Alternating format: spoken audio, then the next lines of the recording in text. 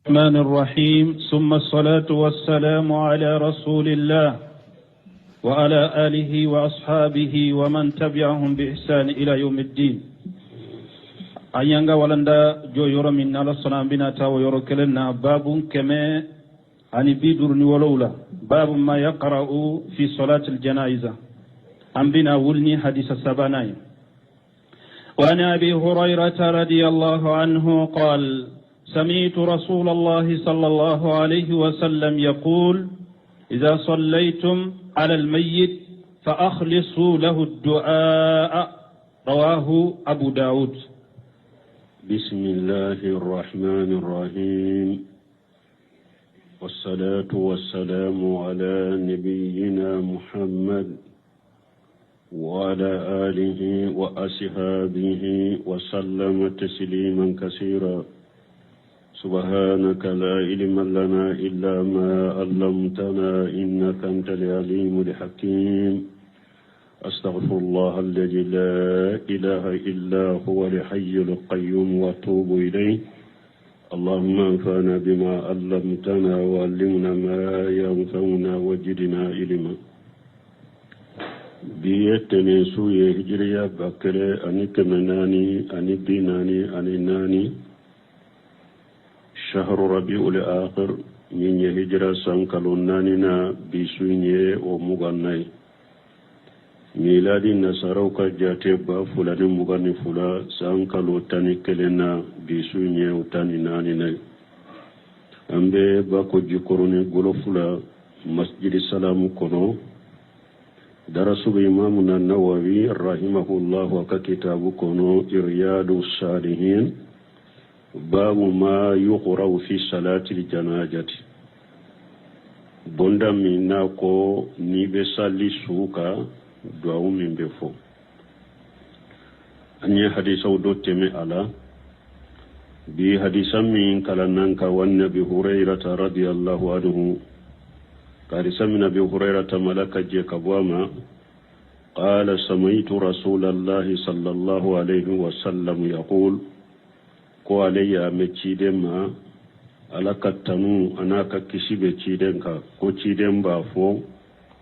alayya me ciden ma bake ka fo ija sallaytum ala almayyit fa aqlisu lahu du'a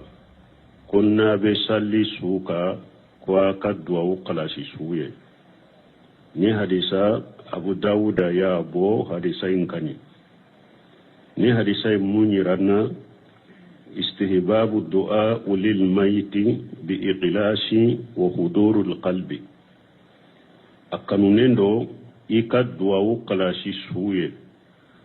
مانا نيبه سوكان سالي دعاء كي أكاسو إدو سكون حدر لندو ميرو چاماني إدو سكون تيروره إيكا كني دو سكون يني حكلي بيكا دعاء لا. ومن إقلاش في الدعاء للميت abe duwawu qalashili suye qasahu bidu'ai ikat su kerekerea ni duwawuye ko dawu kerekerea suye ko fwaye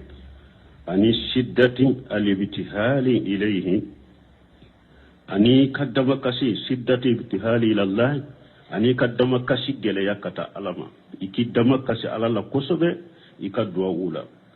lianna hadhihi salat إنما هي استغفار وصفاءة للميت. وسنين دعو من فلن نينا بك سوية يا فدلي دو آيه أنيكا على دلي آيه كسرنا دونك آيه أني ألاچه وإنما يرجى قبولها ممن ألها أمناني بجيجي مغدفة مغمين نية دعو إنك ألاكا كاچايا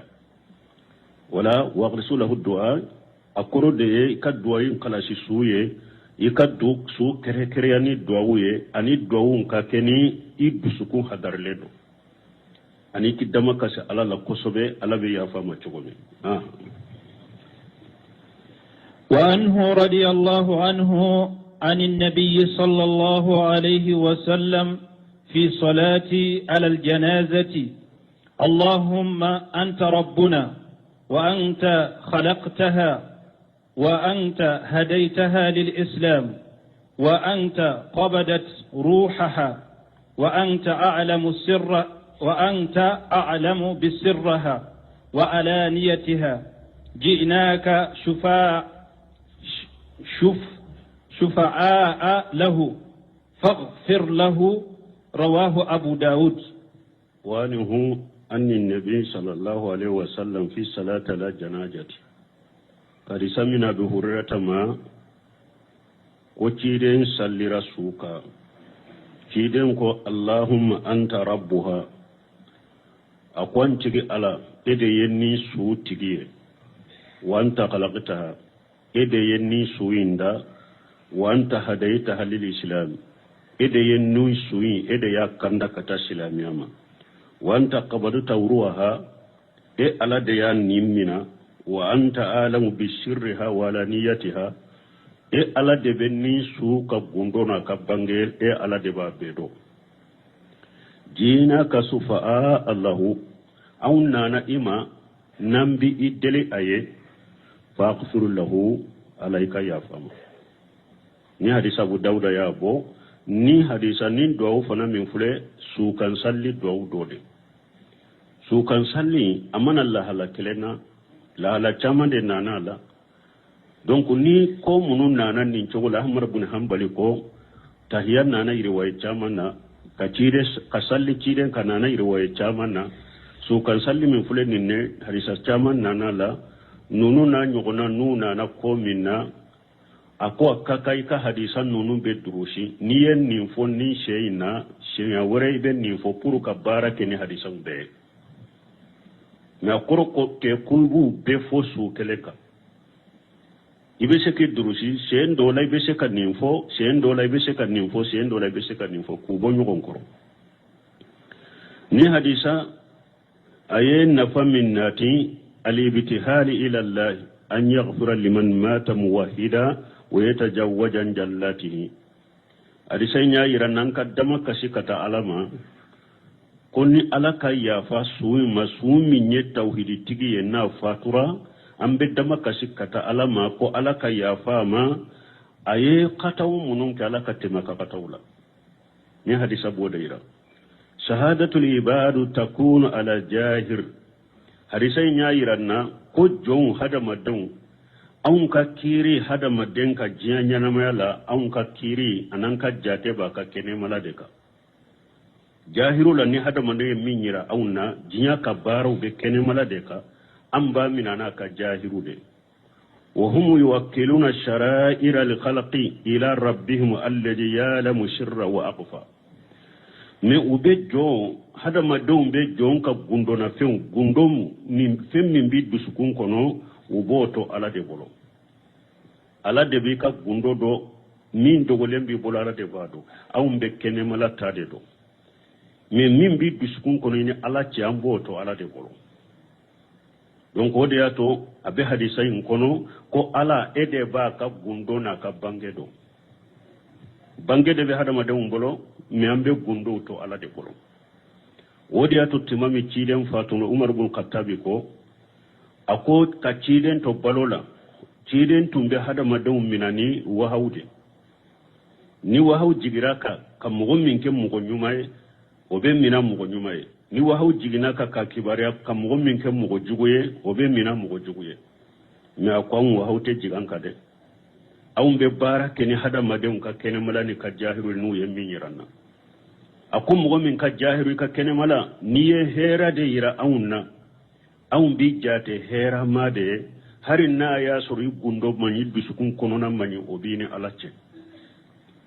meni mo mi juguman fana yira awun na keneka awun bi minani juguma de an bi jate minan mo jugude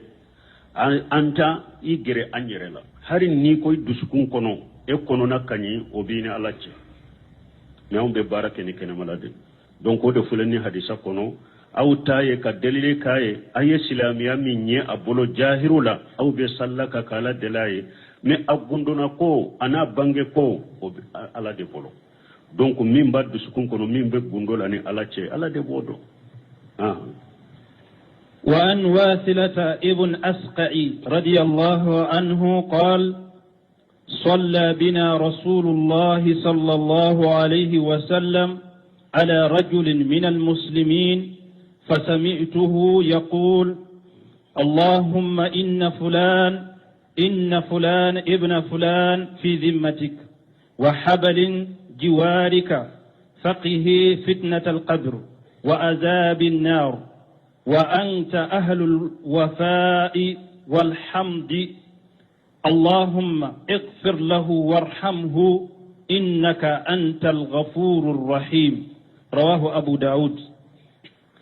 واني واسلة بن الأسقي رضي الله عنه قد سمنا واسلة بن الأسقي ملك جيك وما قال صلى بنا رسول الله صلى الله عليه وسلم على رجل من المسلمين كوتشيدن سلرا تشيدوكا ولولا كوتشين يسلامدي فسمعته يقول كو علي متشيدن ما تشيدن بافود ووين كنو اللهم انتي على إن فلانا ابن فلانا في جمتك karasa ni karasa masina denke do abikallahidu kono wa habul jiwarika ani abika danna ya kono nala abika danna ya jurula abika danna ya kono jimmatika ahaduka jiwaraka amanaka abika danna ya kono karasa ni karasa dendo فقيه فتنة القبر وجاب النار ألا إكاتنغا قبر فتنة منون الله جربو منون جنغا كتا منون بقبر كنو إكا كيشو أما إكا كيشي جهنبا تاسما جنغا كتما وأنت أهل الوفاء والحمد ألا دي الله رد فبغي ألا دي تنوتي اللهم فأغفر له وارحمه ala o sababu la ni ala ya fa wa ala ni ala ya lahidu dafa bagay ala ya tanu tigiye o koso ya fa ninka junubula warhamuhu ka nema innaka antal ghafurur rahim ala de ya junubu ya fa bagay ala de ya nema litilai don kan nema bagay ni hadisa rawahu abu dauda ya hadisa mafula nin fana su kan salli duwawu doye ni hadisa aya yiranna yunsabu lil mar'u fi dunya wal akhirati ila abihi wa laysa li ummihi kama ja'a man la fiqha indahu ni hadisa ya yiranna ko jinya kono la garawo hadama dembe dambi kati fadema nubu wole ni fade toy fulana ibn fulana والله غرفنا فلانا ابن فلانا ibe dambi kati fadema ibe wole kata ifade togoma jiya anilla garabbe ninni mogo ka kuma bura nyogon koro mogo munu famu tu bolo dina la ko yomal kama do ko hada madem bebe wole ni ubade togowe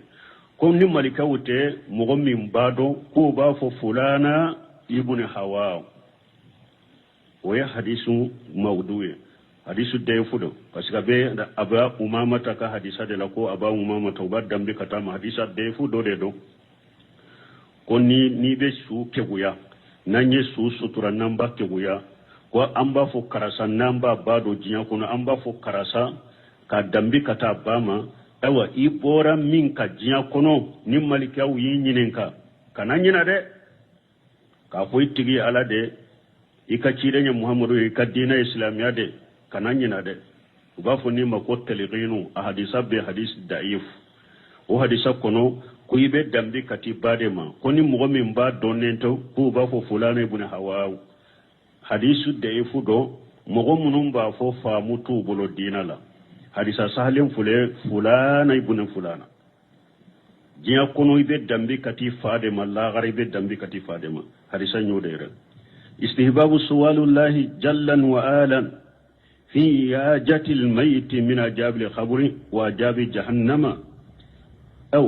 أبني حديثين كنو أنك تنغني نيني على كسو تنغا كبو كبر لا جبما على كسوين تنغا كبو جهنم لا جبما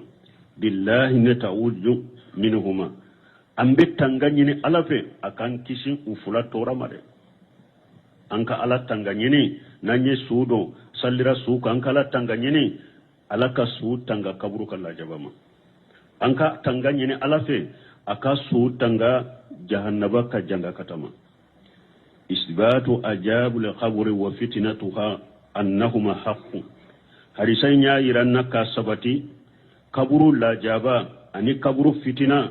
hadisai nye ulu sabati ka iranna ko fulaye tinya dede fitina be kaburu kono la jaba be kaburu kono de la jaba be kaburu kono fitina be kaburu kono ambe ala delala kan kisu fulade benema istihbabu sana'u ala allah bima huwa ahluhu inda du'a wal ibtihal hadisai nya iranna kanunendo ankala tanu anin man kutu munun kaka ne talunu munun kaka anka tanu wakati min namba awale ka duwawu ke ani wakati min nambe dama kasi katalama anka tanu o donen do hadisa ngon وعن عبد الله ابن أبي أوفى رضي الله عنهما أنه كبر على جنازة ابنة له 4 تكبيرات فقام بعد الرابعة كقدر ما بين التكبيرتين يستغفر لها ويدعو ثم قال كان رسول الله صلى الله عليه وسلم يصنع هكذا. وفي الرواية كبر 4 فمكث ساعة حتى ظننت أنه سيكبر 5 ثم سلم عن يمينه وعن شماله فلما انصرف قلنا له ما هذا فقال إني لا أزيدكم على ما رأيت رسول الله صلى الله عليه وسلم يصنع أو هكذا يصنع رسول الله صلى الله عليه وسلم رواه الحاكم وقال حديث صحيح. وعن عبد الله بن أبي أوفى رضي الله عنهما قد سمع عبد الله بن أبي أوفى ملك جيكابو فلابيما أنه كبر على جنازة ابنته له 4 تكبيرات. كميني عبد الله بن أبي أوفى كو أسلر أقدم مسوكا سوكا أيك كبرو فيليسيا ناني أيك كبرو ناني دكي فقام بعد الرابعة كقدر ما بين التكبيرتين ko kabarin nani nayin kofe ko a jora ko mi kabari saban nani kabarin nani nayin kofe ye joli minke kabarin nani nayin kofe ayo nyugona ke yastaghfiru laha wa yadu nabi ala ya fadeli dem muso nye ni annabe ka duauke summa qala kana rasulullah sallallahu alaihi wasallam yasnau hakaja o kofe tumama tilala sallila akochi den nya kenin chogodela. وفي رواية أنا ناتشو دولا كبرا 4 كو أيك كبرناني كي فمكس ساعة كبرناني نين كوفي أيف وقتني دوكي حتى جنانيت أنه سيكبر 5 فو علي ميري كو أبنا كبر الدورنا ديكي ثم سلم عن يمينه وعن شماله وكفى يسلم بلا كننا كسلم بلا نمنا فلما انصرف قلنا له ما هاجا تمامي أي سلام بلا سيبو يا نين كون نفني مونye kabarnani na kofe ay mem makuni ke am miru lay bina duruna yiredeke tele fulan na ye salamu fula bila فقال إني لا أجيدكم على ما رأيت رسول الله صلى الله عليه وسلم يصنع وأكون نيتشيدن ني أبي منك نت فوي فرا أوكا أويه مانا كايرولا علي منك يا يتشيدن دلا أو هكذا سنا رسول الله صلى الله عليه وسلم وبأكون مفلك كاكي تقومي تشيدن نياكي من تقودلا على كترنا تسبكا أرواه لحاكم وقال حديث الشهيه حاكم يا حديثا يمبو أكو حديثا سهلندو o ndin hadisan ba fayda u foka don ki boka kuma fol hadisan min fulen ni sosoli bala don ki ba bologe do yenni hadisa sa do maso kasa wada to hari kitabu min bimbula kuma na hadisa inka ako bil jumlati فحديث الشهيه من طريق ثاني أكو غربالي لا كو حديثا حديثا سهلني ني ناتشوكو فلاناي أبيكم حديثا ناتشوكو فلو من فلان يدعي فلو ما ناتشوكو ورينانا مين بي حديثا كنيا دونك دو يا حديثا كنيا نويه دو ما حديثا كنيا بون حديثا كان نفو مسروية الدعاء بين التكبيرة الأخيرة والتسليم نيني حديثا نيا ساكما بنا كما لا تغمي حديثا نيا كي سريعي كبرناني ناني سلامون نيوغنچه دعاو بي كبرناني ناني سلامون نيوغنچه دعاو بي هرس الصحابة على تعاشي بسنة رسول الله صلى الله عليه وسلم حديثا نيا يرانا كو شيبو وغتي دولو برلن دو كورتلن دو كاتشيدن دي لاددن abin ni nye sebo ka jogola hadisa chamana ni seba kelinye ko doke nu uluma delika me uma delika ya drobi nyinin kade munna yen ninke ni ya irana ko la mujamalatan fil haqq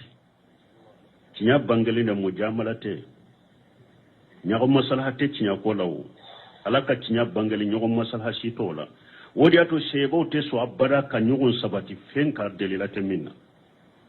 kaina mankana ibonya ni munya koro chogo ni ye fendo ke dro utemin do ka koribi nyine kade munna yenninke ni ye delila fo chiden de ya kalash oyo banne o yorola donc an kan nim famu ko sobe parce que an ko de nan an kwanye sunna mo ye ube nan kwanye sarafu ye an kana nyogon konnan jake nyogon an kana nyogon ka katawira ayo wote makuni tesega ke katawlika mujamala te chinyala makuli tesega ke katawu kafana sunna mo ye sebo tumbara doke nyogon ka tumbe nyogon bila sirade ni e ko de ko dro ma delila do ala deribi nyinin kade donc nya ira na ko sebo kortolonde kata i kortolonde chiden nona milana chiden tugulida kwa hiresum صحابة جواز الاستغفار ممن فعل فعلا لم يجهر وجهه ليبين أمبا يحدث كنو كو أدغلا هذا ما دينك دليلا يني فرانفانسيا يني مغفي مغمنا يكو دوكي كوين دليلا ما بانجي أدغلا لو يكاتيكي ينينكا أكاد دليلا مبانجي سيبو داتي سيبو ينينكا tuma mi antemena na kofi buna basa fana ye fatia kala kasora faraka amanyi ninkawa sebo ya nyininka ko chiren ka sunna de do tuma min nin fana yen ninke sebo ya nyininka ko chiren ka sunna de do ni mugo ye fenke femmin ni ante delela do ala anka nyininka ka delela banganye bashi tolawo awndo o ke kabako ye dina kono kasuran kan laga dari nan tumbe barakina yo fanyo wala yahillu lahu an yafala filan hatta ya alama hukum Allah fi laqdir tigi ko te daga mukallifu ya silamai ika fuy ken nin dinala fuy ka alaka kirde do ala ni alama imalaka kiri do kokola ikanoke o de ga ka fiqo kono na ya soro barabe ken fiqo yani mo be nyon soso donc hada made an kan janto nonun de la ko namba fo nindina la namba ke nindina la de la kasura mbolo qur'ana sunna ala famu salafu salih wala nambora o yorola اختلف العلماء في مشروعية الدعاء للميت بعد التكبيرة الرابعة على قولين دونك ما وينيو سوسو سو كان سالي كبرناني نا كوفي كدواو كي كبرناني نا كوفي سويه دونك با وينيو سوسو لا كما فلا القول الأول يشرع الدعاء للميت بعد التكبيرة الرابعة وقبل التسليم كما فلو تيغو ولوكو كو سريادو إيكا دعاو كسوية كبرناني نكوفي ساني كسلامو بلا كو سريادو إيكا دعاو كسوية وهذا مذهب المالكية وصافية واختاره بعض الحنفية ni min fulani nye ko sariya do ka do ke kabarinani na ko bisani ka salamu bila ودي مالك كمجابي ودي سافي كمجابي حنفي كان كاو حنيفة كم مغو دوي ودي سوغانتيا ورواية أن أحمد رواية دون أنا كبو أحمد بولو كوفو واختاره السوكاني إمامنا السوكاني نند سوغانتيا وابن وسيمين ابن وسيمين ينند سوغانتيا والباني الباني ينند سوغانتيا وذلك نونو ينند سوغانتيا منكوسو كون نكاكي بس الشيخ الباني بولو حديثين كاكي عليه حديثين سا منا أولوكو نونون تارا نوفي كدواو كناني ناكو في سنة السلامو بلا وذلك لأنه قيام في صلاة قبس جولي دو صليلا فكان فيه ذكر مسروع ني جولي دو صليلا ذكر دو كان قدام ذكر دو كان كسريا ويرولا كالذي قبل التكبيرات الرابعة كم كبر نانينا نيفي ذكر بي تشوغومي كو كبر ايوا نانينا كوفي كم كبر نانينا ني ذكر بي تشوغومي كو كبر نانينا فانا كوفي ني جولي دو سلامو بابلا ذكر كان كسروي ikadwa uke ninye kuma folotigu uye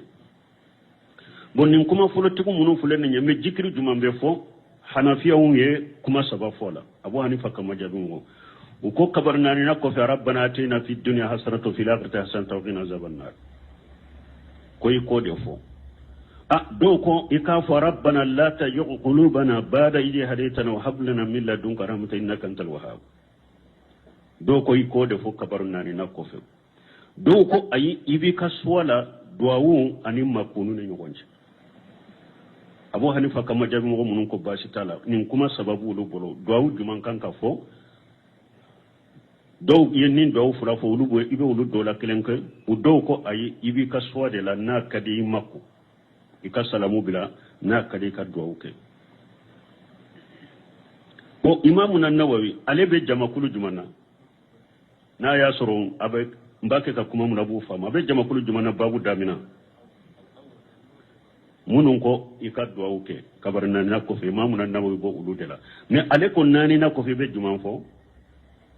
allahumma ighfir li hayyina wa mayyitina wa shaghirina wa kabirina katalaba aha wal qawlu sani kuma fulana tigu annahu laysa bara takbirati rabi'ati du'a'u ko kabarin nani na ko fe du'a wute kuma fulana tigun ko kabarin nani na ko fe du'a wute inna ma yali hasalam ko kabarin nani na ko fe min ko ni be tugola ko ye salamu de min fulen ni wa haja majhabu al hanafiyya ninde abu hanifa kama jahabi yere haqiqai doyi an ko kama jabi tugu do de yofo na kan majabi yere haqiqa abu hanifa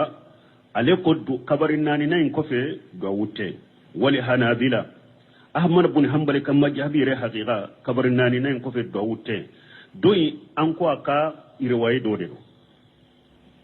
na kan majabi yere kabarin nani na kofe ite kala wa qawlu inda al malikiyya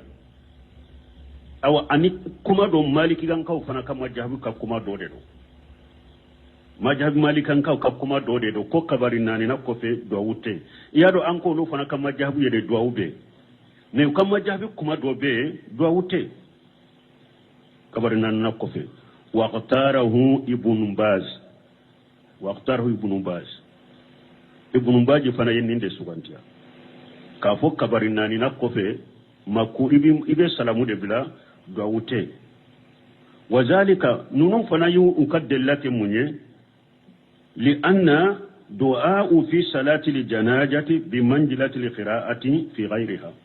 ko pasque janaja salli kabaru kofe ibe duawu minke ko abe komi salli konona la ibe kala minke falaw da bara rabi'ati nunun ko niye duawu ke nani na kofe la hutija ila takbirati ko abe hatagi ka kabaru wereke tafsilu bayna alqira'ati wa salam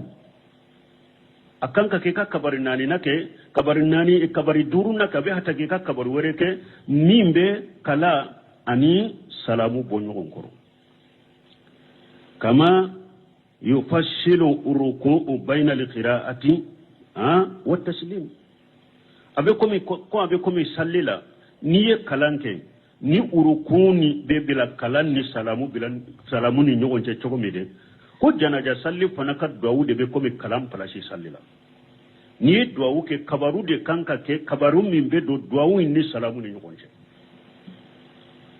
wala ko la ode la man kai ka duawu ke ko parce que ni duawu ke fo abe hatta ya ka kabaru were de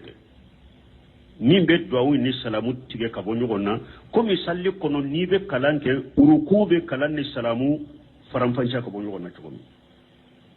ani fana do bolo hadisai masahu bolo donc nim kuma fula debe ni masaila ila nim kuma fula debe ni masaila la bo akelen kele anye be ka tasira na kata bolo fo nunu si sambe mun fo hada made ibi kaswala nunu fula la ni barake ni minye باب اسرعوا بالجنازة. عن أبي هريرة رضي الله عنه عن النبي صلى الله عليه وسلم قال: أسرعوا بالجنازة فإن تكو صالحة فخير تقدمونها إليه، وإن تكو سوى ذلك فشر تضعونه عن رقابكم. متفق عليه. وفي الرواية لمسلم فخير تقدمونها عليه. وعن أبي سعيد الخضري رضي الله عنه قال: كان النبي صلى الله عليه وسلم يقول: إذا وضعت الجنازة فاحتملها الرجال على أعناقهم، فإن كانت صالحة قالت قدموني، وإن كانت غير صالحة فقالت لأهلها: يا ويلها أين تذهبون بها؟ يسمع صوتها كل شيء إلا الإنسان، ولو سمع الإنسان لصائق. رواه البخاري. باب الإسراء بالجنازة. minye bonda minye anka teleya ni suye ka suko teleya komi bena sarahula chukumi. وعن أبي هريرة رضي الله عنه أن النبي صلى الله عليه وسلم قال: كارثة من أبو هريرة ملكة جيكا وما أكون نبي ملكة تنونا كشباكا كو أشيروا بالجنازة كو أيت تليا نسوية، فإن تكو صالحة نسوية، فإن تكو صالحة نسوية نسوية دي فخير تقدمونها إليه. هيرا دي باني akatana ye donna katabila ka herala wa in takushi wa jalika minna yasru hera tanafana debe fasarru o yesu jugude ayetano o ye donna tadaunahu an riqabikum akabu akaunka juguma kabu aw bolo juguma kana mi aw bolo akatana ye muntafaqu alayhi wa muslim benani no fi riwayati li muslimin fa khayru tuqaddimunaha alayhi aka hera de banye naba bilakata hera mina. wa nabi sayyid al-qudra radiyallahu anhu qad samina basil al-qudra laka jakabama qala kana an-nabi sallallahu alaihi wasallam yaqulu kunna bi nyumatumba fo alaka taruna tisibaka ija wudiyati li janajatu kunnu yesuda salli keraka uyada fa hatamalaha irjalu ala anaqihim nuche uye suta ukaunka pasike folola oyasoro balangari komana mobili komana suutum beta kadaka maunde kanabe takaburusola wadi ato hari be abe doni kwa udobolo kosu wasuka mobili munufule nenye kube jate bidaula me kuma salena bo wasailu udedo mena ya soro kuna ni kaburu kasuru anka suuta anka mala ankanka tasib wodela ni miri tasib ni miri wodela kateme suuka do wotoro la kata kaburu la ani suuka do mobilu la kata kaburu la akake kamanka benya bala kata tasib wodela mais kafiru ye mun ke parce que nimbe ni sube ye abe tashi abe miri mais kafir jamana ufle tellement que nulu ta ufe mogo hakili ka jigi lagara kora mogo ka nyana maka duru boro ni sayai ite suye nyana kafir jamana ula ulu ye sayai yere dogo de lew akana ye yere parce que na be ye niru do bena tashi do bena siranya do bena diskun kono o de ya to ulu ye su ko dogo yere pew ateye donc su tumbeta kamangundela tumbeta kaundela kata kaburula ni su ni adara ni chewu ya taw kamanka bugari na be ni bonda do de ka fo janaja ko muso sentala na ye bonda do ko muso teta kaburula muso te su ko ke abe sahidu ke ni hadisa de ija udiyati li janajatu fa hatamala hirijal ala anaqihim ko chide nye chewu de fo kwa ma muso kofo su tali la kata kaburula ni chewu yata ukanka fa in kanati salihat ni suinye sunyuma de qalat qaddimuni abafu aytani nya jonna wa in kanati ghayra salihati men ni suinye nyuman tanade mo nyuma tanade suinye qalat li ahliha suin nimba fo aka dembaya yede mais abe nimfo abe fode de mais awuta mede nimba fo dembaya ya wailaha halaki benni ninye aina tajhabuna biha abetana yimi halaki benni ninye abetana yimi parce que ali yere bado mimba mi kaburu kono yasma'u sawtaha kullu shay illa al-insana kiden ko su jugu tato kaburula abe kulo kan nin kuma min fo kiden ko fembe dan fembe be aka kayimme fo hada madendro har jinna ubame su tato su jugu tato abe kulo min ke adembaye ko abe tana yemmi dan fembe ba aka kayimme ni hada madente walau sami'a al-insanu la sa'iga munna ala ya dogo hada madenna waye hinna de kabo ala fe kata hada madenna parce que ni hada maden tunya mi ate kwala abe sadi sinatle e muso iche tato kaburula e ko kulo komme ibe abe tani nyem mi denka fa kulo kamme abe tani nyem mi obe kuila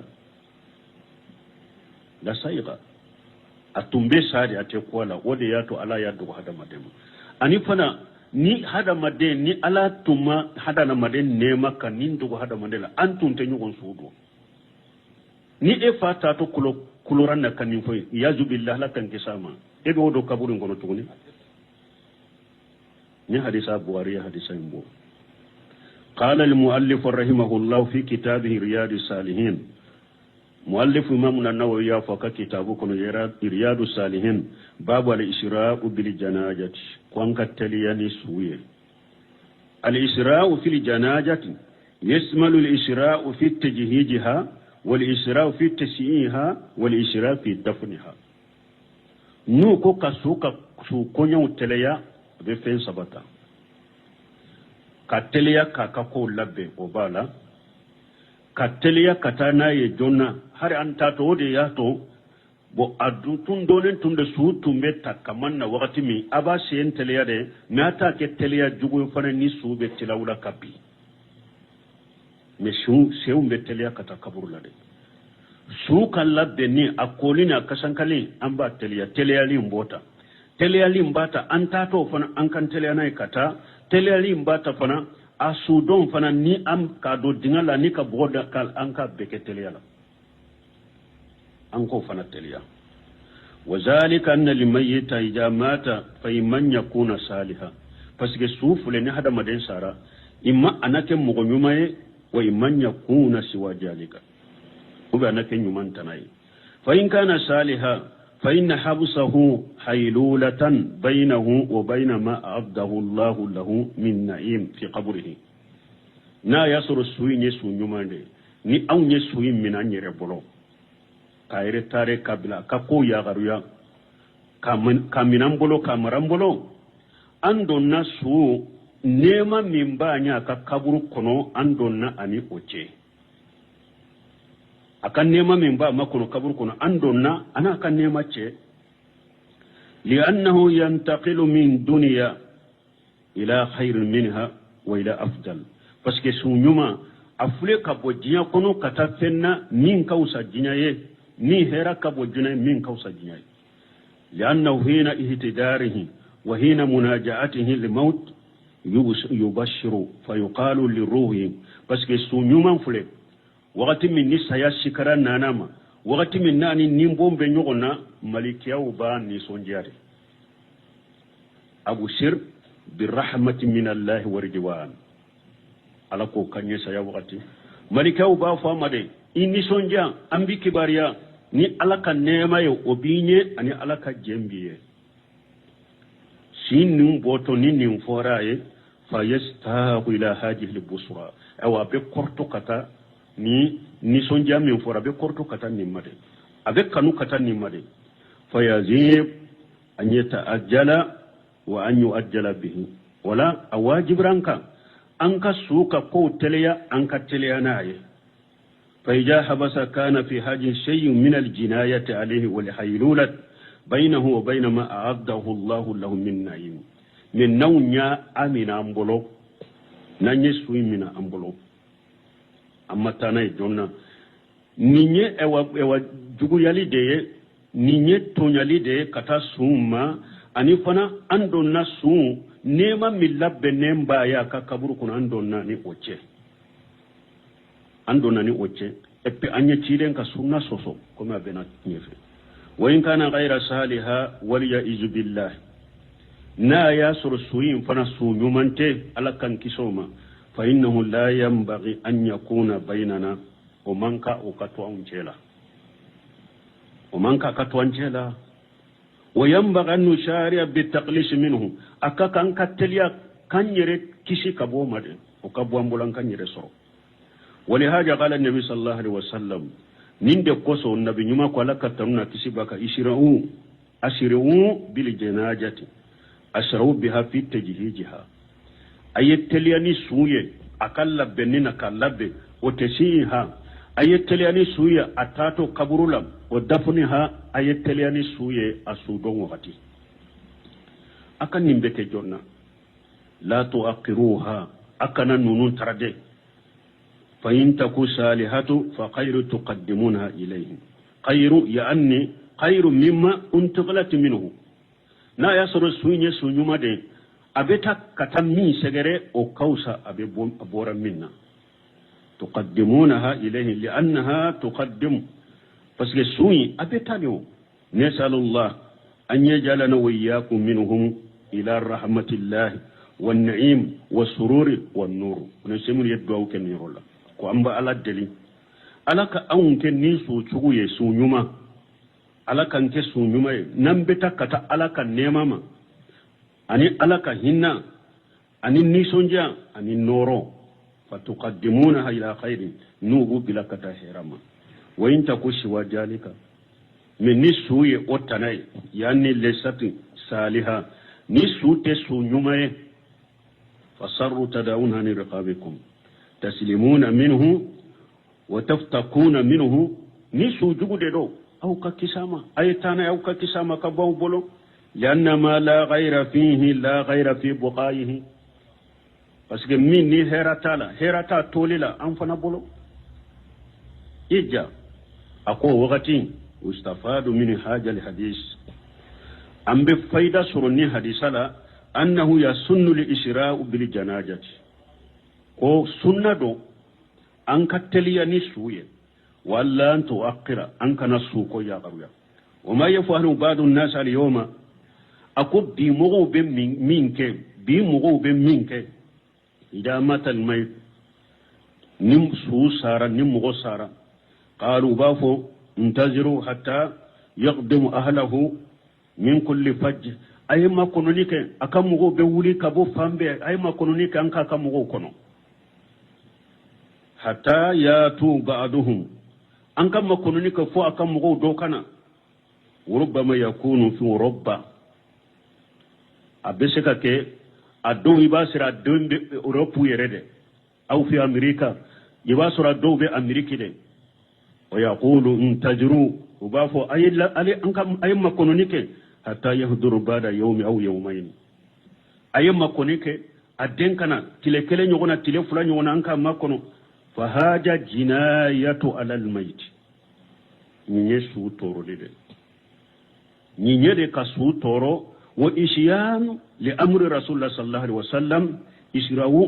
أشروا بالجناج أني تشيرين كان يامر كان سوسولي دي نيني كفلا دي بني نادي aya demma kono de abebo franci aya demma kono de abebo ameriki ewo aya demma kono de abebo burusula kana mobilu tinyana nu yestire kele tiye fulate fencinya anku makono ewa akana kake anyana ewa ni anya ke kofula banka kofulo anye su toro ni su nyumado andon nani akan nema ce dunkele andon nani akan nema ce don fula to nyali bobo anye su tonyo kele fulana anye chiren ka sunna soso na ko ayetele ani suye fa idha jaa ahluhu wa qad dufina fa innahum yusalluna la qabrihi ni su banna anka ka su ko ke na kam mo min be yoro min na akata sallaka kabru ka ke fal amru wasu walhamdulillah yurwali be koyina tarobe alay wa huwa ijahu busan dafnuhu hatta yatu min nanye suka sun ewa mina kabo akal ewa sudo na ma sudo fo aka mugo kana fama ja yanfo nun nana obe mun nafa suku makono karasabe amerika karasabe france karasabe yanfe fo akana na be munke obe suna fani jumaye la yanfauhu ote suna fo atisika suna fani foye fo ite suin nafa illa bidu'a wa salati alayhi fo ite suin nafa fo kadwa ukaye anika sallaka ode be suin nafa wa haja hasilu minye fana suin nafa liye nin fula minye dwa anika sallika nin fana bese kake ija sallu fi qabrihi ni nana hari ni ya surasu dona ni tahara sallaka kabruka anka makona kunye munya ka sallaka tia obese kake suturali kofe na kata sallaka kabruka wala wajha li haja li habsi itlaqan donc sum miladi min makono ni min fulene yewa te nye tala mana kuntala kwa chogo yabbe kuntala chogo shi fa in qala qailu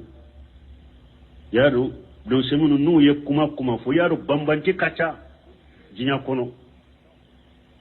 janko mutafaqihu munu nyu yereke famu bay kasuru ma fo famu uka kuma kacha akunna nyen fo ni fo baga do kwamma alaysa an-nabi sallallahu alaihi wasallam mata yawm al-ithnain wa lam yudfan illa laylat al-arbi'a akuni mo do kwamma ko ciren fatura tene ndonde ne ya sudo araba sude ya sudo eba fo ko an kana karasa tile fula arabu kan fo lay tenin fili jamala ugo ke bon nin fora kumfiun sigle mo munu makala ako cire nyere he ay buan kurusa cire nyere hadisa salim be cire nyere fatura tene ndonde sebo ya sudo araba sude tile joli yoye ema kalea wonko akon ni mugo doyen nin fo nango su kana ya garu ni mugo doyen nin fo anye amba jabi munna kulina bala amba fo ho kera dere lakinni sahabatu radiyallahu anhum aradu alla yadfanu nabi sallallahu alaihi wasallam hatta yuqimu khalifata la ibadillahi ba'dahu mitiden ka su ya garu yari sababu ye munye ciden fatura wakati minyemante ciden de tinye silamu kanyemai afatulen kofe nyemate silamu maso abada ciden ka su ko bara fanati saka ka abada funyema ka soro silamu ulade funyema de ka soro silamu ula seba ula silamu ula ciden kofe o kofe ko bebe to onyema bolo ko bebe ko onyema kanyamaru kankono odi ato suro nyemali ke kakuma foya ako jamana ka sambi wolon fulate masake tonyali ke la bolo kausa eri kele tile kono jamana ka ke ni masake tala imam na malik sagsila bunteme ya nyogona faka kitabu kuno siyasatu saraiya aku jamana ka sambi woro ke masake tonyali kala bula kausa jamana ka su kelenge ni masake tala nyema ya ko bade silamiya kuno donc sebon utese ka ciden ka su ko ke fo nyema ka soro sebo la silama la ciden ko fe ode yato kata ciden fatule fo kata araba su utumbe nyema ya sigi togo de la nyema be nyini togo mi ka sigi fo tarabbe abubakar ka abubakar sidiq fo tarabbe ko ke nyema li alla an taqulu li ardan an khalifatan lillahi azza wa jalla fi ardihi umasuddu kulu kallan kulunya ko e wasciden ka suko kake o français kono na dugu kulu kallan kulunya ni khalifa tala nimbe khalifa mimbe jo alaye ka alaka dina nyana ba ko fe sebo maso godema uruka wakati ni doke dugu kulu kallan kulunya khalifa la umaso odema wode ya tutumbo khalifa nyela fali haja lamma تمت مبايعة أبي بكر رضي الله عنه دفنوا النبي صلى الله عليه وسلم تمامي أبو بكر كيران نيماي لاهرو تارا أبو بكر كاكين نيماي ودافر وقت مما كنا نما يالو يتشيدن سودو صلى الله عليه وسلم وهذه إلة جاهلة واضحة تشيدن كسود يا غارو يالي نيني سببو نيني سببو بانغلي جيلندي sababu bangale jelende fule ninye minye chiden ka suko ya garuya a sababu de fule ninye nimfana ye sababu bangalende ninye sababu jelende donc on est tate kelenya de anka demma kono tile fula ne tate kelenya de chide tatera sababu bangalendo de kama nyema nyini tumami abubakar sorola nyema sorola lahiru dirama kera nyema yornin kelebe uma fe ngore nyanyino utilela chiden ka suko de la kasutra قوله صلى الله عليه وسلم نتشيدن كو على كتمنا كسبك إن تكو صالحة فخير تقدمونها إليه وإن تكو سوى ذلك حديثا يرون من نتشيدن كو نيومان درو نيومان تنا يستفاد منه أنه ينبغي أن يعبر أن الألفاظ سيئة بما يدل عليه بدون سوء نينا يرانا كما تشغو فو تشغو دوبي ني كما فو تشغو فلابالا fo chogo dobe oche kajugu fo chogo dobe oche kanyi ninye adabu irana fo chogo minche kanyi odeta fo chogo chejugu iko toye lianna qashimu salihatu lifashidatu parce que na anko nyuman tana yemunye alfashidatu wa in kana alfashidatu la nyine toyedewa lakinnahu sallallahu alaihi wasallam adala an kalimatu wa in taku fashida me minye wa in taku fashida chide nyo obila parce que che kadungu chide nyo obila ila qawlihi wa in taku siwa jalika aye fashida to imbila kata na kera nyuman tanai wa haja min babi ta'addubi fi lafzi ninye adabu de kumala wa illa fal mana wahidu sino kuma fulan mana be kelenye fasidatu ani siwa jalika nyumantana ani ewa fasidaru funchinyale ubete mana kelenya wa ta'addubu fi lafzi lahu sanun azib hada madenka adabu kuma fo chogola ko kabako de fo kabako bade vola e kala jelike kata jinna ka kuma umake وأن لا ندري أثار أريد بمن في الأرض أم أراد بهم وربهم رصدا جنّا وكما فلك جنّا وكو وأن أنفل لا ندري أثار أريد بمن في الأرض أنتادو يا لمغمون بدو كلوكا كودو دي نينا نو يوا أم أراد بهم وربهم رصدا وبي أتكي على أيهرا دي نينا نو يوا أي نيوا ko jugu yoro jinna maso kawo dambe katalama sino ala de be ko jugu latige ala de be nyuma latige me jinna maso ka ko jugu dambe katalama o konta do dugu ko dunko ko jugu de la nyini na nu yewa no ma ku yala ala ye ko jugu de la nyini nu yewa o be ala nyuma de la nyini maso ko fo adabu uma ala ko jugu nyoro ma ala fo me nyuma nyoro uye ala fo